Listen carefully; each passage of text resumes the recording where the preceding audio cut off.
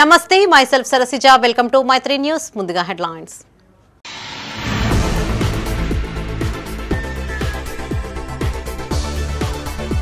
ధాన్యాన్ని కొనుగోలు కేంద్రాలలో విక్రయించాలి 2 రోజుల్లోనే రైతుల ఖాతాల్లో సొమ్ము జమ చేస్తున్నామన్న దేవేంద్ర సింగ్ చౌహాన్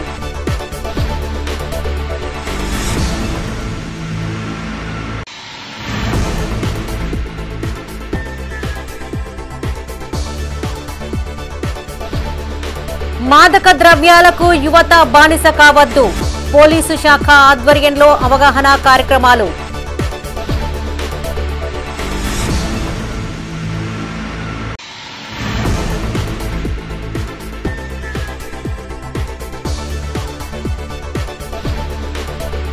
ఘనంగా ముగిసిన గ్రంథాలయ వారోత్సవాలు పుస్తక పఠనంతో సమాజాన్ని మేల్కొల్పవచ్చన్న ప్రముఖులు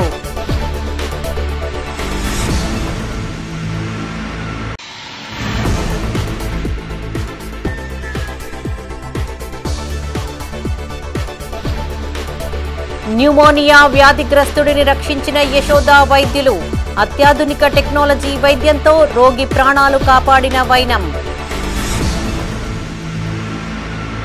ఇక వార్తల్లోని వివరాలు. ధాన్యం కొనుగోలు సెంటర్లలో విక్రయించిన సొమ్మును 2 రోజుల్లోనే రైతుల ఖాతాలో జమ చేస్తున్నామని పౌర సరఫరాల శాఖ కమిషనర్ దేవేంద్ర సింగ్ చౌహాన్ అన్నారు. కరీంనగర్ జిల్లా చిగురుమామిడి మండల కేంద్రంలో ఐకేపీ ఆధ్వర్యంలో ఏర్పాటు చేసిన ధాన్యం కొనుగోలు కేంద్రాన్ని జిల్లా కలెక్టర్ పమేలా సత్పతితో కలిసి సందర్శించారు. రైతులతో కమిషనర్ డిఎస్ చౌహాన్ మాట్లాడి సమస్యలడిగి తెలుసుకున్నారు. ధాన్యం తేమ శాతాన్ని స్వయంగా పరిశీలించారు. రైతుల నుంచి మెప్పు పొందినందుకు చిగురుమామిడి ఐకేపీ సంఘాల సభ్యులు మంజుల, స్వప్న, మాధవిలను అభినందించారు. కల్లాల వద్ద రైతులకు హెల్ప్ లైన్ నెంబర్ ఏర్పాటు చేయాలని అధికారులను ఆదేశించారు. ప్రైవేటు వ్యక్తులకు, దళారులకు ధాన్యం విక్రయించి మోసపోవద్దని సూచించారు. ప్రభుత్వ కొనుగోలు కేంద్రాల్లో ఎలాంటి మోసాలకు తావుండదని అన్నారు. 2 రోజుల్లోనే చెల్లింపులతో పాటు సన్నవడ్లకు బోనస్ కూడా వస్తుందని తెలిపారు.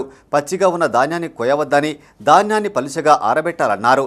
ఈ కార్యక్రమంలో collector Pamela Satpathy, additional collector Lakshmi Kiran, trainee collector Ajay Yadav, అధికారులు తదితరులు పాల్గొన్నారు.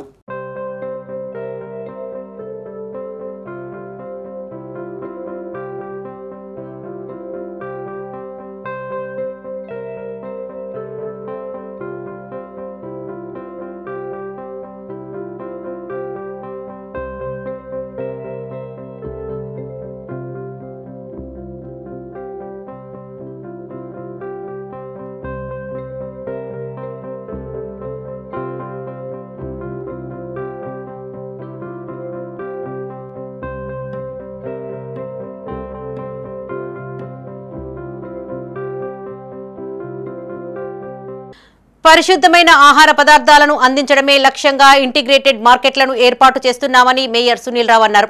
పద్మానగర్లోని బుల్ సెమన్ స్థలంలో నగరపాలక సంస్థ ద్వారా 14 కోట్లతో నూతనంగా నిర్మాణం చేసిన మార్కెట్ను ఆయన సందర్శించారు. చివరి దశలో కొనసాగుతున్న పెయింటింగ్ పనులను తనిఖీ చేసి పరిశీలించారు. అనంతరం ఇంజనీరింగ్ అధికారులకు సూచనలు చేస్తూ ఆదేశాలను జారీ చేశారు. మార్కెట్కు పెయింటింగ్ పనులు పూర్తి చేసి ప్రారంభోత్సవానికి సిద్ధం చేయాలని ఆదేశించారు. కరీంనగర్లో 4 చోట్ల అత్యాధునిక హంగులతో సమీకృత మార్కెట్ల నిర్మాణం చేపడుతున్నామని మేయర్ సునీల్ రావు అన్నారు. డిసెంబర్లో పద్మానగర్ ఇంటిగ్రేటెడ్ మార్కెట్ను ప్రారంభిస్తామని తెలిపారు. అనంతరం 33వ డివిజన్లో శిథిలమైన డ్రైనేజీని మేయర్ పరిశీలించారు. డ్రైనేజీ సమస్య పరిష్కరిస్తామని హామీ ఇచ్చారు. ఈ కార్యక్రమంలో మేయర్తో పాటు అధికారులు, ప్రజాప్రతినిధులు, డిఈ వెంకటేశ్వర్లు పాల్గొన్నారు.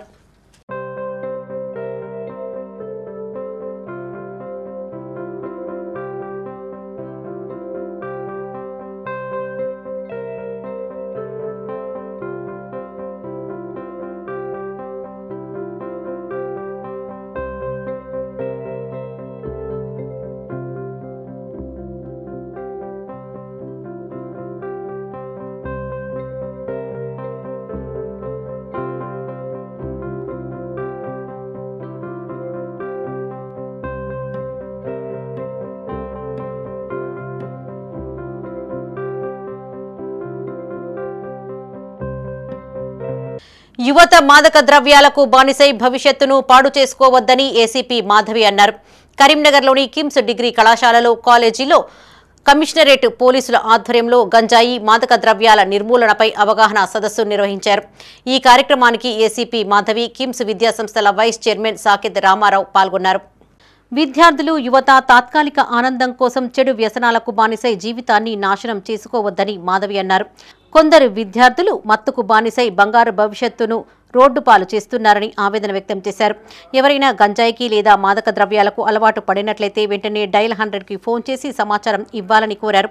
భవిష్యత్తులో మరిన్ని అవగాహన కార్యక్రమాలు, సదస్సులు ఏర్పాటు చేయాల్సిన అవసరం ఉందని తెలిపారు.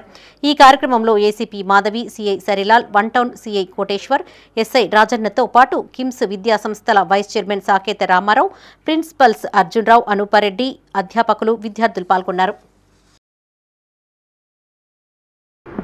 ఈరోజు కిమ్స్ గ్రూప్స్ ఆఫ్ కాలేజీలో ముఖ్యంగా ఈరోజు ఇక్కడ నార్కోటిక్ డ్రగ్స్ మీద అవగాహన కల్పించడానికని రావడం జరిగింది. ప్రతి కాలేజీలో కూడా ఇది మేము ప్రతి నెల 17వ తారీఖు రోజు మూడో బుధవారం రోజు narcotic drugs DG NAB director గారి ఆదేశాల మేరకు, మా కమిషనర్ గారి ఆదేశాల మేరకు ఏదో ఒక కాలేజ్లో చెప్పడం జరుగుతుంది. కన్సర్న్ ఆఫీసర్స్ రెగ్యులర్గా వెళ్ళి వాళ్ళ మీద, అంటే ఈరోజు ప్రతి చోట కూడా గాంజాయి అనేది ఎక్కువగా గ్రామాల్లోకి రావడం జరుగుతుంది. కాబట్టి స్టూడెంట్స్కి ఎఫెక్ట్ కాకుండా ఉండటానికి పాత్ర ఉండాలని చెప్పేసి మేము కాలేజెస్ని, స్కూల్స్ని తీసుకొని వాళ్ళకి అవగాహన కల్పించడం జరుగుతుంది.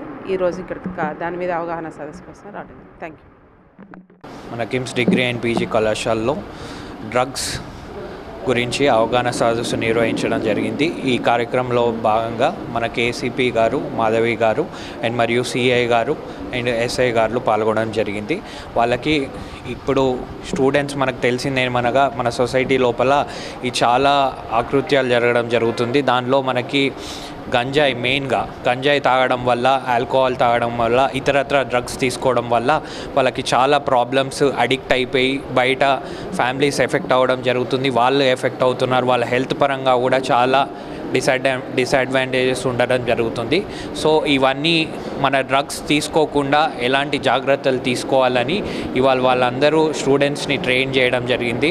మనం ఒకవేళ తీసుకున్నా కూడా దాని నుంచి ఎలా బయటపడాలి, వాళ్ళు ఒకవేళ తీసుకుంటే వాళ్ళ మీద ఎలాంటి క్రిమినల్ కేసెస్ పెట్టడం జరుగుతుంది, ఇలాంటివన్నీ కూడా వాళ్ళ అవగాహన లోపల భాగంగా మనకు చెప్పడం జరిగింది. Thank you. న్యూమోనియా, సెప్సిస్లతో తీవ్రంగా బాధపడుతున్న రోగిని కరీంనగర్ యశోద ఆసుపత్రి వైద్యులు రక్షించారు. నగరంలోని యశోద ఆసుపత్రిలో వైద్యులు విశ్వేశ్వరన్ బాలసుబ్రహ్మణ్యం మీడియాతో మాట్లాడారు. కరీంనగర్ శ్రీనగర్ కాలనీకి చెందిన సంగు శ్రీనివాస్ వయసు 50 సంవత్సరాల గల ఇతను తీవ్రమైన న్యూమోనియా కారణంగా యశోద ఆసుపత్రిలో చేరాడని చెప్పారు. సోమాజిగూడ యశోద హాస్పిటల్కు రెఫర్ చేశామని చెప్పారు. అత్యంత విషమంగా ఉన్నందున వెంటనే ఐసీయూకి తరలించి వైద్యం ప్రారంభించామని చెప్పారు. పరీక్షల ఫలితాల అనంతరం తీవ్రమైన న్యూమోనియాతో పాటు లివర్ అబ్సెస్ ఉన్నట్లు తేలగా పరిస్థితి క్షీణించిందన్నారు. బ్యాక్టీరియల్ ఇన్ఫెక్షన్తో పాటు రోగి క్రమంగా స్థిరంగా ఉన్న కాలేయపు నొప్పిని శస్త్రచికిత్స ద్వారా తగ్గించగలిగామని తెలియజేశారు. దాదాపు 40 రోజుల ఇంటెన్సివ్ చికిత్సతో పాటు యాంటీబయోటిక్స్, వెంటిలేటర్పై డాక్టర్ విశ్వేశ్వరన్ పర్యవేక్షణలో న్యూమోనియా, సెప్సిస్ నుండి రోగిని రక్షించగలిగామని చెప్పారు. వచ్చే టైంలో పేషెంట్ కండిషన్ చాలా సీరియస్ అనిపించింది. దానికోసం ఇమీడియట్గా మన పేషెంట్కి ఐసీయూలో షిఫ్ట్ చేశాను. ఐసీయూలో షిఫ్ట్ చేసిన తర్వాత అక్కడ ఐసీయూలో సిటీ స్కాన్ చేసి లంగ్స్లో పెద్ద న్యూమోనియా వచ్చింది. దాని తర్వాత మన కొంచెం కింద నొప్పి ఉంట కోసం మన కడుపు కోసం కూడా స్కాన్ చేశాను. అప్పుడు కడుపు స్కాన్లో లివర్లో కూడా చాలా ఎక్కువ పస్ వచ్చింది. సో ఇది చాలా అన్యూజువల్ అండి. నార్మల్గా న్యూమోనియా అంటే లంగ్స్లో ఒకటి ఇన్ఫెక్షన్ వస్తుంది, బట్ శ్రీనివాస్ సార్కి ఊపిరితిత్తులో తర్వాత లివర్లో కూడా చాలా ఎక్కువ ఇన్ఫెక్షన్ వచ్చింది. సో దానికోసం మనం ఇమీడియట్గా అగ్రెసివ్గా మందులు స్టార్ట్ చేస్తాను. మన టీమ్, క్రిటికల్ కేర్ టీమ్, తర్వాత మన గ్యాస్ట్రోఎంట్రాలజిస్ట్ అందరూ అందరి నుంచి మాట్లాడిన తర్వాత we made a combined decision to keep him in ICU. దాని తర్వాత we started the treatment for abdominal problem also. So first 1-2 days antibiotic ఇదన్నీ పెట్టాను. తర్వాత కడుపులో కూడా ట్యూబ్ పెట్టారు. బట్ పెట్టిన తర్వాత చాలా ఎక్కువ పస్ వచ్చింది. బట్ ఈ మధ్యలో పేషెంట్ కండిషన్ ఫర్దర్గా ఖరాబ్ అయింది. ఎందుకంటే ఆ ఇన్ఫెక్షన్ అన్ని మందులు పెట్టిన తర్వాత కూడా ఫాస్ట్గా స్ప్రెడ్ అయింది. నిరుద్యోగులకు గ్రంథాలయాలు బాసటగా నిలుస్తాయని తెలంగాణ గ్రంథాలయ వేదిక వ్యవస్థాపక అధ్యక్షులు ముదుగంటి సుధాకర్ రెడ్డి అన్నారు. కరీంనగర్లోని కృషి భవన్లో 57వ గ్రంథాలయ వారోత్సవాలలో భాగంగా పోటీ పరీక్షలకు సిద్ధమవుతున్న నిరుద్యోగులకు లైబ్రరీలపై అవగాహన కార్యక్రమాన్ని నిర్వహించారు. ఈ కార్యక్రమానికి ముఖ్య అతిథిగా ముదిగంటి సుధాకర్ రెడ్డి హాజరై మాట్లాడారు. గ్రంథాలయాలు ప్రజలకు చైతన్య దీపికలుగా పనికొస్తాయని సుధాకర్ రెడ్డి అన్నారు. ఉద్యోగులు, నిరుద్యోగులు, విద్యార్థులు, ప్రజల్లో చైతన్యం రావాలంటే తప్పనిసరిగా గ్రంథాలయాలను వినియోగించుకోవాలని సూచించారు. ప్రతిరోజు గ్రంథాలయాన్ని వీక్షించి పుస్తకాలను చదవాలని, తద్వారా సమాజం అభివృద్ధి చెందుతుందని చెప్పారు. ఈ కార్యక్రమంలో ముదిగంటి సుధాకర్ రెడ్డితో పాటు నిరుద్యోగులు, విద్యార్థులు పాల్గొన్నారు.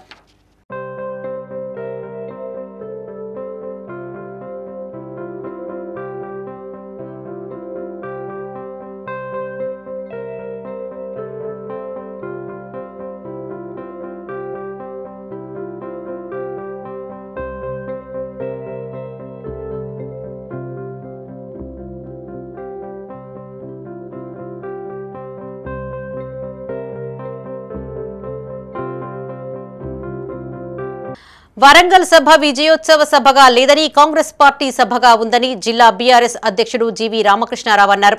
కరీంనగర్ జిల్లా మానకొండూరు మండల కేంద్రంలో ఆయన విలేకరులతో మాట్లాడారు.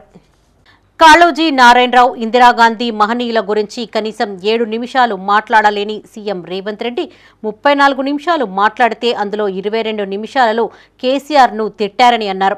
అభివృద్ధి చేసింది ఏమీ లేదని, కాబట్టే కేసీఆర్ను తిట్టడమే పనిగా పెట్టుకున్నారని తెలిపారు. ఉద్యమ సమయంలో కరీంనగర్ జిల్లాకు వచ్చి గన్ పెట్టిన వ్యక్తి రేవంత్ రెడ్డి అని గుర్తు చేశారు. దమ్ముంటే లిక్కర్, బెల్ట్ షాపులను బంద్ చేయాలని సవాల్ విసిరారు. కాంగ్రెస్ పాలనతో రియల్ ఎస్టేట్ మొత్తం పడిపోయి రెవెన్యూ దెబ్బతిందన్నారు. కేసీఆర్ కుటుంబ సభ్యులు కృష్ణార్జునులని, రేవంత్ రెడ్డి సోదరులు బిల్లా రంగాలని ఎద్దేవా చేశారు. తెలంగాణలో కేసీఆర్ పేరు లేకుండా చేస్తాను అనడం రేవంత్ రెడ్డి అవివేకాన్ని చూపుతుందన్నారు. తెలంగాణ అంటేనే కేసీఆర్ అని, కేసీఆర్ అంటేనే తెలంగాణ అని చెప్పుకొచ్చారు. ఈ సమావేశంలో బీఆర్ఎస్ మండల అధ్యక్షులు శేఖర్ గౌడ్, శాతరాజు యాదగిరి, పిట్టెల మధు, నెల్లి మురళి, పిండి సందీప్, శంకర్, ముదిరాజ్, ఎరుకల శ్రీనివాస్, పురం అనిల్ పాల్గొన్నారు. ఆ మీటింగ్ లో వచ్చినటువంటి రేవంత్ రెడ్డి గారు, పెద్దలైన రేవంత్ రెడ్డి గారు, కాంగ్రెస్ ప్రభుత్వము శ్రీమతి ఇందిరాగాంధీ గారి పేరు మీద సభ ఏర్పాటు చేసి కాళోజీ నారాయణరావు గారి విగ్రహం ఆవిష్కరించి దానికి మహిళా శక్తి అని పేరు పెట్టి, ఇది గత ప్రభుత్వం 1 year నుంచి ఉన్న ప్రభుత్వం ఉత్సవాలు అని చెప్పి వారు ఒక ప్రోగ్రాం చేయడం జరిగినది. నిజంగా కూడా ఆ ప్రోగ్రాం మనం తిలకిస్తే చూస్తే అది తేనె నీళ్లు లేకపోతే నూనెను పాలు లాగున్న మీటింగ్. ఆ మీటింగ్ లో వచ్చినటువంటి రేవంత్ రెడ్డి గారు పెద్దలైనటువంటి కాళోజీ నారాయణరావు గారి విగ్రహాన్ని ఆవిష్కరించడం జరిగినది.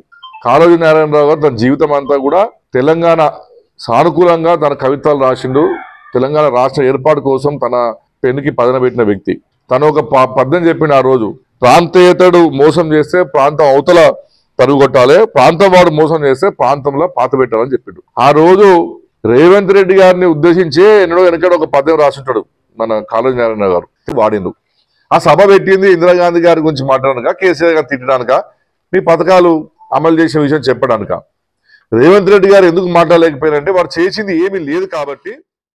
కరీంనగర్ జిల్లాలో గ్రంథాలయ వారోత్సవాలు ఘనంగా ముగిశాయి. నగరంలోని శర్మానగర్లోని మహాత్మా జ్యోతిబాపులే గురుకుల బాలికల పాఠశాలలో ముగింపు వేడుకల్లో భాగంగా పలు కార్యక్రమాలు నిర్వహించారు.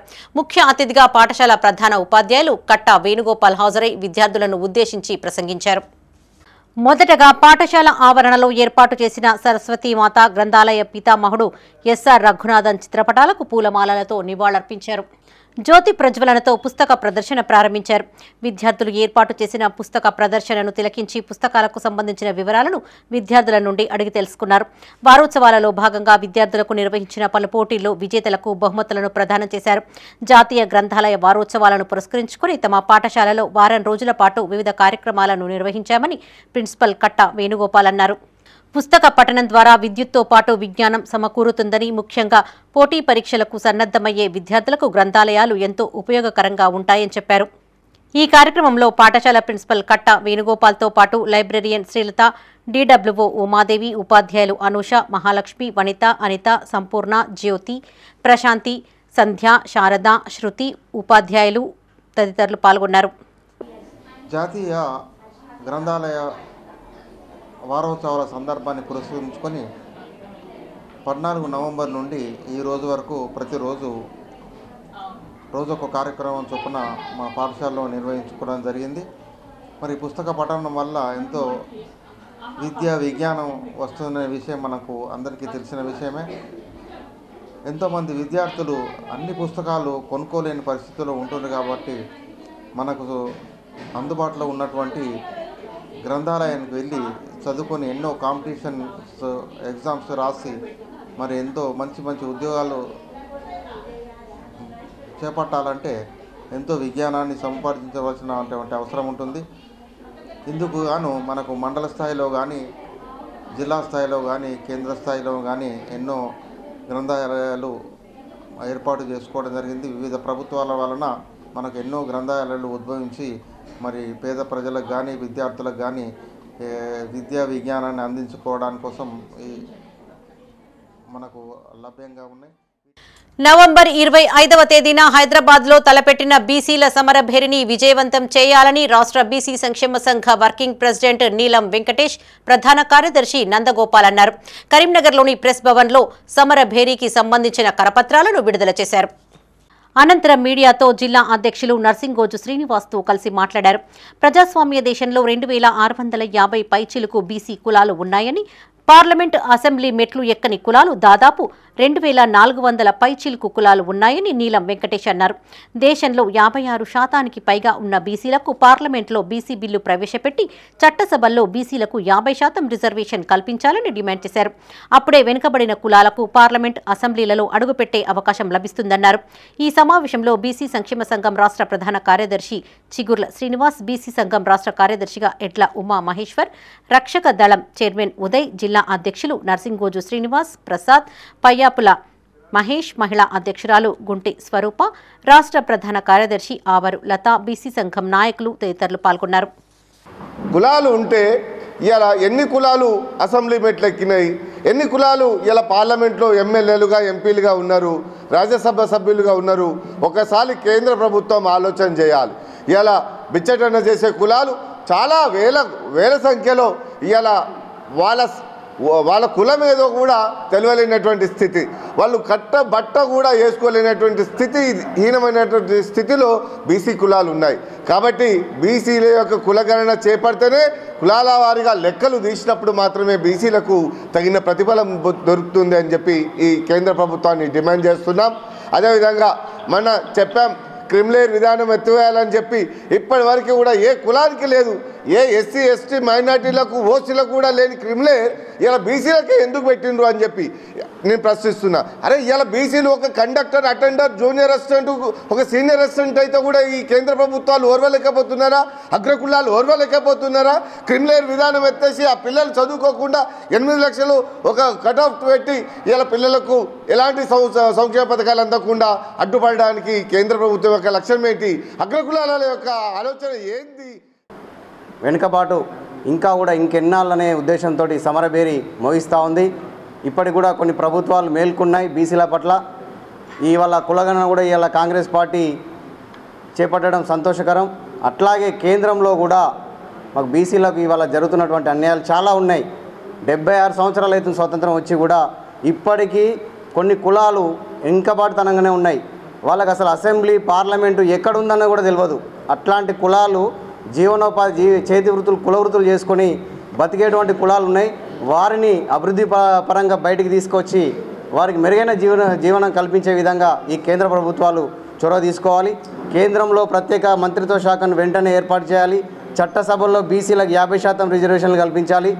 పార్లమెంట్లో బీసీ బిల్లును పెట్టాలని మా ప్రధానమైనటువంటి డిమాండ్తో మేము మా హరికృష్ణ విన్నట్టు ఉంటాం. పోరాటాన్ని ఉధృతం చేస్తాం. మా డిమాండ్లు పరిష్కరించకపోతే పెద్ద ఎత్తున ఉద్యమాన్ని కూడా మేము సిద్ధమవుతామని చెప్పి ఈ సందర్భంగా తెలియజేస్తా ఉన్నాం. కరీంనగర్ నుండి శబరిమలై మహాపాదయాత్రలో భాగంగా తమిళనాడు రాష్ట్రంలోని సేలం అయ్యప్ప దేవాలయానికి చేరుకొని పూజా కార్యక్రమం నిర్వహించారు. పాదయాత్రగా బయలుదేరిన గడప నాగరాజు గురుస్వామితో పాటు 18 సంవత్సరం మాలధారణ చేసిన గురుస్వాములు ఈ ఏడు పాదయాత్రలో పాల్గొన్న స్వాములకు సన్మాన కార్యక్రమం జరిగింది. కలికోట ముఖేష్ గురుస్వామి, సంతోష్ స్వామి ఆధ్వర్యంలో సత్కరించారు.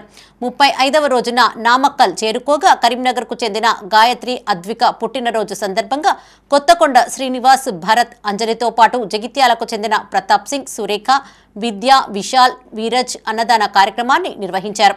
సాయంకాలం పార్వతి వెల్లూరు గ్రామానికి చేరుకోగా మంత్రికి చెందిన లక్ష్మీ వెంకటరమణ, కోకోనట్ మర్చెంట్ కేశెట్టి శ్రీధర్, స్వప్న, అభిరామ్, కీర్తన కుటుంబ సభ్యులతో పాటు కాంతారెడ్డి, జ్ఞానేశ్వరి, సాయి కృష్ణ, మాధురిల సహకారంతో అల్పాహారం అందించారు. మరునాడు ఉదయం కరూర్ పట్టణానికి చేరుకోనున్నారు.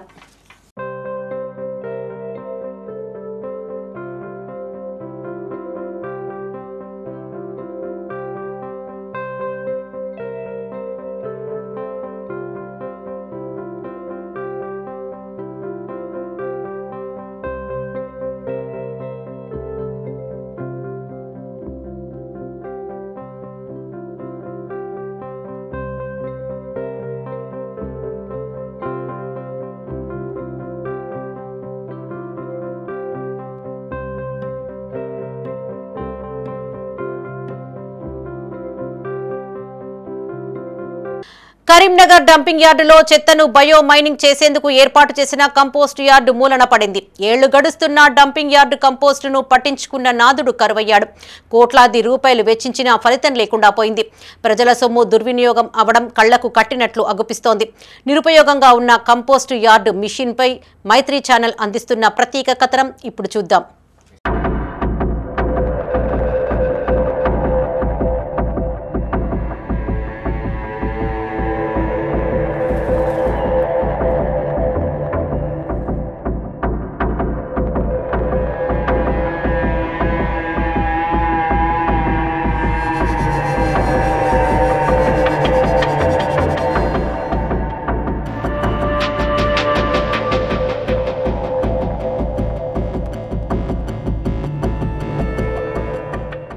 కరీంనగర్లోని రామగుండం హైదరాబాద్ బైపాస్ రోడ్డులో గల డంపింగ్ యార్డు సమస్యల వలయంగా మారింది. కొండలు గుట్టలను తలపించేలా టన్నుల కొద్ది చెత్త పేరుకుపోయింది. చెత్తను రీసైక్లింగ్ చేసేందుకు 16 కోట్ల రూపాయలతో ప్రారంభించిన కంపోస్టు మిషనరీ ప్రస్తుతం ఉపయోగంలో లేదు. తద్వారా స్థానికులతో పాటు 3-4 డివిజన్ల ప్రజలు తీవ్ర ఇబ్బందులు ఎదుర్కొంటున్నారు. కరీంనగర్కు చెందిన 60 డివిజన్ల చెత్తను ఇక్కడే స్టోరేజ్ చేస్తూ ఉంటారు. ఇలా సేకరించిన చెత్తను రీసైక్లింగ్ ద్వారా బయో మైనింగ్ చేయనున్నారు. ఇందుకుగాను అప్పటి బీఆర్ఎస్ ప్రభుత్వ హయాంలో 16 కోట్ల రూపాయలు వెచ్చించి అట్టహాసంగా ప్రారంభించారు. కానీ కొద్ది రోజులకే అట్టి మిషనరీ రిపేర్కు రావడంతో అప్పటి నుండే మూలన పడింది.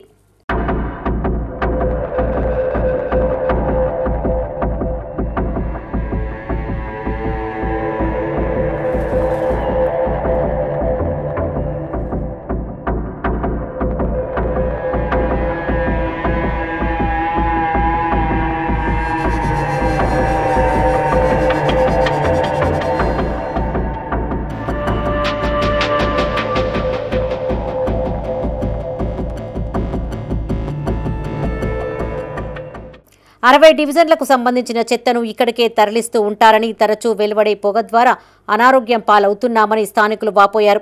16 కోట్లు వెచ్చించి కంపోస్టు యార్డును రూపొందించినా ఫలితం లేదన్నారు. ఈ మిషనరీలు నిరుపయోగంగా ఉన్నాయని, సమయం డబ్బు వృధా చేశారని ఆరోపించారు. డంపింగ్ యార్డు ద్వారా కోతిరాంపూర్, హౌసింగ్ బోర్డు, సదాశివపల్లి, అల్గునూర్, అల్కాపురి కాలనీల ప్రజలకు శ్వాసకోశ వ్యాధులు ప్రబలుతున్నాయని తెలిపారు. అంతేకాకుండా పొగతో రోడ్డు అగుపించకపోవడంతో ప్రమాదాలు సంభవిస్తున్నాయని చెప్పారు. సుడా చైర్మన్ కోమటిరెడ్డి నరేందర్ రెడ్డి, మంత్రి పొన్నం ప్రభాకర్ ప్రత్యేక చొరవతో డంపింగ్ యార్డును తరలించాలని కోరారు. పార్టీలకు అతీతంగా ఈ సమస్యను పరిష్కరించేలా ముందుకెళ్లాలని సూచించారు. గత ప్రభుత్వ పాలకులు, మంత్రి గారే కావచ్చు, మేయర్ కావచ్చు, స్థానిక కార్పొరేటర్ కావచ్చు, సమయాన్ని పైసలు వృధా చేసి వాళ్ళ కమిషన్ల కోసం కకృతి పడే దీన్ని చేసిర్రు. కానీ ఇప్పటి వరకు దీని నుంచి కనీసం 1 టన్ను కూడా బయటకు పోయినట్టుగానైతే కనబడతలేదు. ఒకవేళ పోయినప్పుడు కూడా ఏదో కొంత గొప్ప పోయినా 1% పోతే 10% వచ్చిందిలో చేరుతున్నాయి. కాబట్టి దీంతో చాలా ప్రాబ్లం అవుతుంది. ఓన్లీ 9వ డివిజన్ కోతిరాంపూరే కాదు, సదాశివపల్లి కావచ్చు, అల్గునూరు కావచ్చు, హౌసింగ్ బోర్డ్, అల్కాపూర్ కాలనీ, ఇక్కడ నుంచి గణేష్ నగర్ వరకు, అల్గునూరు వరకు దీన్ని వ్యాపించి శ్వాసకోశ వ్యాధులు, చిన్నపిల్లలకు ప్రాబ్లం, తర్వాత ఒక్కొక్కసారి ఈ మంటలు అంటుకొని రహదారి మీద రోడ్లే కనబడకుండా ఎన్నో యాక్సిడెంట్లు అయిన సందర్భాలు కూడా ఉన్నాయి. కాబట్టి దీన్ని ఇప్పటికైనా నేను కూడా ఒకసారి మంత్రి దృష్టికి తీసుకుపోయినా, దాని మీద ఆయన కూడా స్పందించి ఇది ఇంత పెద్ద ప్రాజెక్టు పెట్టి ఈ డంపింగ్ యార్డ్ని దొరికించకుండా అది ఎట్లా స్టార్ట్ చేసిందని కూడా తను చెప్పిండు. వారు కూడా అధికారులను ఆదేశించి దీన్ని శాశ్వతమైన వేరే ఏరియాకు తరలించే ఏర్పాటు చేయమని చెప్పిండు. దీనివల్ల అనేక రకాలుగా శ్వాసకోశ వ్యాధులతో పాటు అనేక రకాలైనటువంటి ఇబ్బందులు పడతా ఉన్నారు. అదేవిధంగా గర్భిణీ స్త్రీలకైతే ఇది ప్రమాదకరంగా ఏర్పడతా ఉంది. దీనిపై కనీసం గత ప్రభుత్వంలో 16 కోట్ల రూపాయలు వెచ్చించి ఈ యొక్క ప్రాజెక్ట్ నిర్మించి దీన్ని మొత్తం చెత్తను రోజువారీగా చేస్తాం, ఇది వేరే దేశంలో ఏదో లండనో ఏదో దేశంలో ఉన్నటువంటి ప్రక్రియ ఇక్కడ ప్రారంభం చేస్తున్నామని చెప్పి గత మంత్రి గారు పెద్ద ఎత్తున దీన్ని ప్రచారం చేసుకున్నారు. మేయర్ గారు, అదేవిధంగా స్థానిక కార్పొరేటర్లు అంతా పూర్తిగా ఇదేంటంటే ఇది ప్రజలను తప్పుదోవ పట్టించారు తప్ప ఇందులో అసలు ఒక్క తట్టెడు మట్టిని కూడా తీసి చెత్తను కూడా తీసి బయట పోయినటువంటి దాఖలాలు లేవు. ఒకరోజు ఆ ప్రారంభించిన రోజే మిషన్ స్టార్ట్ చేసిర్రు.